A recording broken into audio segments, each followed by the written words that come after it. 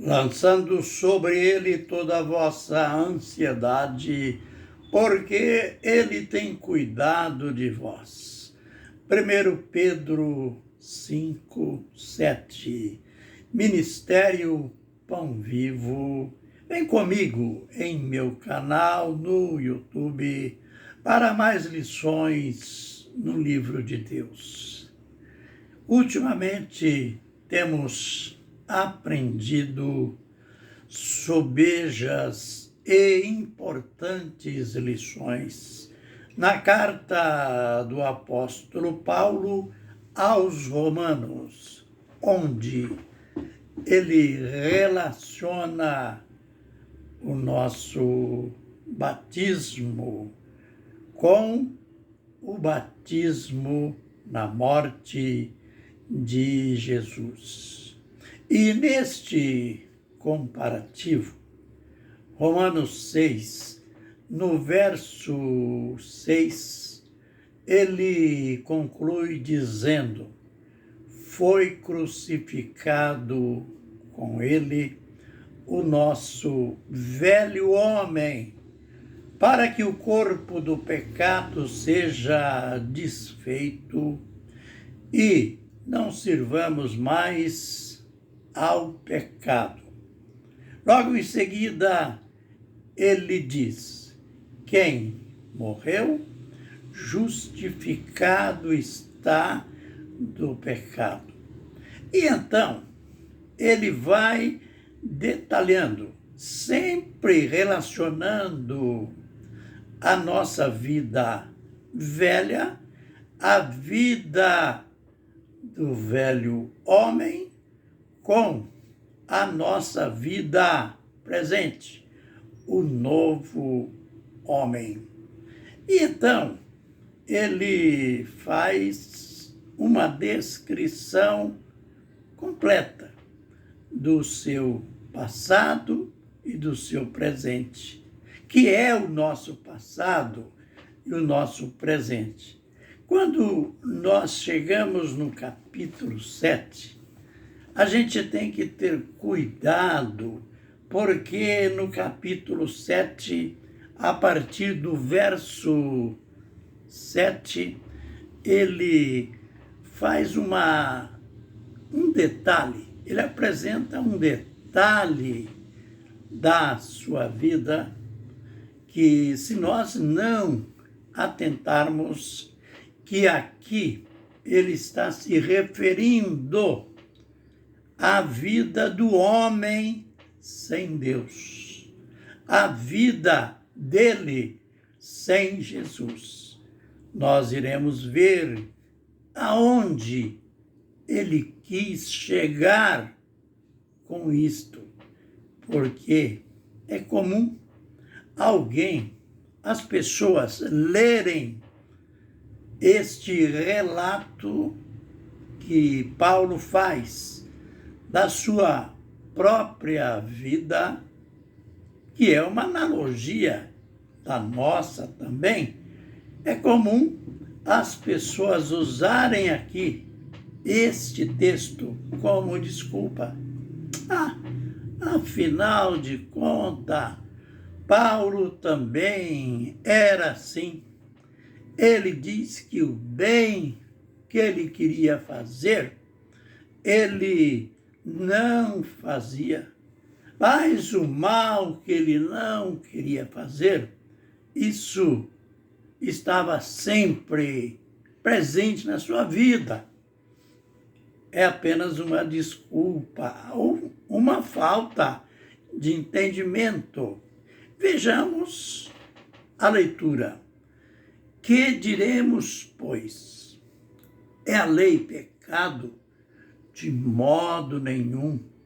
Contudo, eu não conheci o pecado, senão pela lei, porque eu não conheceria a concupiscência se a lei não dissesse não cobiçarás.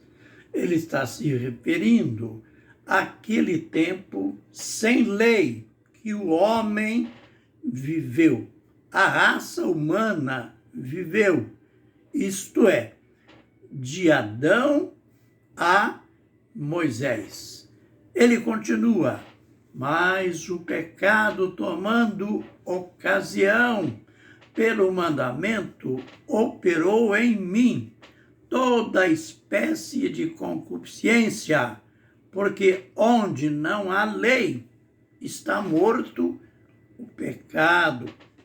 Isto a gente já aprendeu ali no capítulo 5, verso 13. E outrora eu vivia sem lei. Mas assim que veio o mandamento, reviveu o pecado e eu morri. Olha que situação horrorosa! Quando veio a lei, reviveu o pecado e eu morri. Por que ele usa o termo reviveu? Na realidade, o pecado já estava presente na sua vida, mas não tinha tido a ocasião para se manifestar. Mas vamos continuar. E o mandamento que era para a vida, este eu achei que me era para a morte, porque o pecado, tomando ocasião pelo mandamento, me enganou e por ele me matou. Veja, o pecado só trouxe destruição, trouxe morte e, vindo a lei, ele teve a ocasião para se manifestar. Agora o verso seguinte, de modo que a lei é santa e o mandamento santo, justo e bom. Logo, o bom tornou-se morte para mim? De modo nenhum. Mas o pecado, para que se mostrasse pecado, operou em mim a morte por meio do bem, a fim de que pelo mandamento o pecado se manifestasse excessivamente maligno. Vamos continuar, porque bem sabemos que a lei é espiritual, mas eu sou carnal, vendido sob o pecado, isto é, vivendo embaixo do pecado, vivendo sob o domínio do pecado, embora a lei fosse santa, justa e boa, o homem era terrivelmente mau.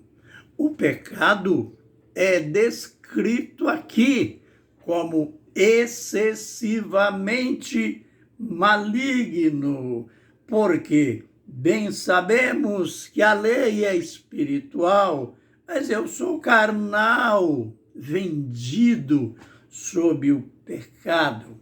Pois o que faço não entendo, porque o que quero, isso não pratico, mas o que aborreço, isso faço. Não se esqueçam de que ele está descrevendo o seu passado. Não vamos usar o texto, a experiência dele como desculpa para pecar. É claro que nos vídeos posteriores nós iremos entender, vamos expor a realidade de tudo que nós estamos lendo aqui. E se faço o que não quero, consinto com a lei que é boa, Agora, porém, não sou mais eu que faço isto, mas o pecado que habita em mim. Olha, que situação desesperadora, porque eu sei que em mim, isto é, na minha carne, não habita bem algum. Com efeito, o querer o bem está em mim, mas o efetuá-lo não está, pois não faço o bem que quero, mas o mal que não quero, esse pratico. Ora, se eu faço o que não quero, já não faço eu, mas o pecado que habita em mim. Note que situação, o pecado que habita em mim. Ter o corpo como sede do pecado. Aquele mesmo corpo que lá no capítulo 6 e verso 6 é chamado de corpo da morte. Acho então esta lei em mim, que mesmo querendo eu fazer o bem, o mal está comigo, porque segundo o homem interior tenho prazer na lei de Deus, mas vejo nos meus membros outra lei, e guerreando contra mim, contra a lei do meu entendimento, e me levando cativo à lei do pecado que está nos meus membros. Aí então, ele conclui dizendo: miserável homem que sou, quem me livrará do corpo desta morte? Olha a situação desesperadora. Aqui, o pecado levou o homem. Paulo está usando a experiência dele, e mostrando que é a experiência do homem sem Deus, que ainda não encontrou Jesus, a experiência de todos os homens. Aí então, após dizer: miserável homem que sou, quem me livrará do corpo desta morte? Aí então vem o grito da independência. Graças a Deus por Jesus Cristo, nosso Senhor.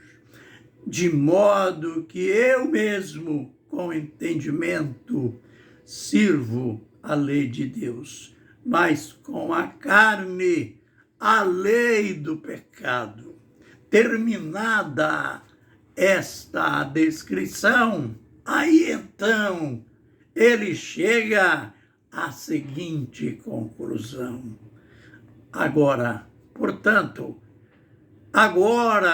nenhuma condenação há para os que estão em Cristo Jesus. Aleluia! Que situação! Um retrato, um raio-x perfeito do nosso passado, do homem sem Deus. Mas, enfim, aparece a vitória. Graças a Deus por Jesus Cristo. Você não deve perder nenhuma das lições posteriores, pois isto nos ajudará de maneira especial a entender a revelação do plano fundamental de Deus para a nossa redenção, para a nossa vitória sobre o homem velho, sobre o pecado. Fiquem na bênção e na graça do Senhor. Amém e amém.